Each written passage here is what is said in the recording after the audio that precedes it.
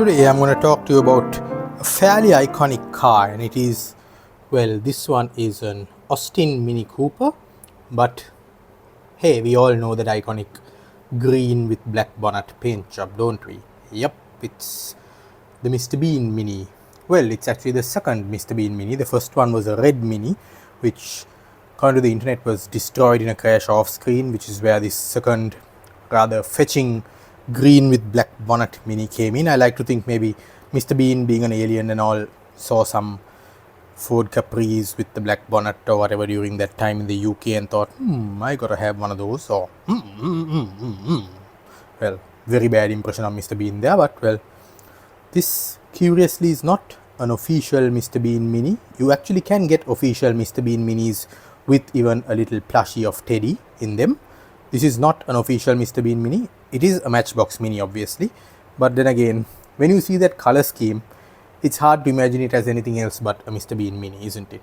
So let's look at some of the details on this Mini. You can see the headlights are very nicely done. I should mention that I got this model a few years back actually. I can't remember from where or when, and it's been sitting on a shelf for a while, which is why it's a little dusty, but it's got some great details on it. As you can see, the grille, the black bonnet, the Austin badges, the door hinges. You can see the windows are partially open like that, but in a real Mini or any car for that matter, windows don't slide that way. So yeah, I don't know why they made that particular decision.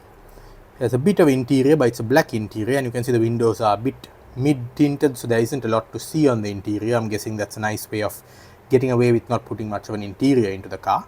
Fair enough. If we look at the back, we can see we've got the tail lights painted out. There is no number plate, of course, so the Mr. Bean Minis do have that iconic number that Mr. Bean has on the back, which is not coming to me right now at this moment, but I'm sure it will 2 minutes after I finish recording this, and I'll be like, damn it. Now, for the undercarriage, you can see we've got quite a bit of frontal detail there, right down to the subframe and suspension points and all that stuff.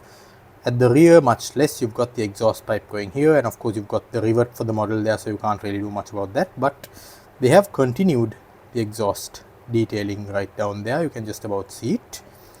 And yeah, this model has a few dings and scratches on it. I mean, it's weird how a model kept on a shelf in the open can accumulate a few marks and things on it. I don't know how that happens, but it tends to happen.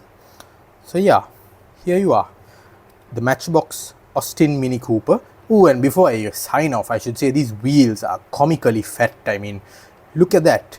In scale, the wheels are about a quarter of the width of the car, which is ridiculous to say the least. Of course, this is a Matchbox mainline, I believe, so I'm not expecting true to life wheels like you'd get with the Tomica Premium or higher. But having said that, these are almost like drag slicks, aren't they? What do you think, viewers? Could this be a hidden drag Mini? No, I think not. I think Matchbox just used generic wheels on it. So there you are. How does it roll?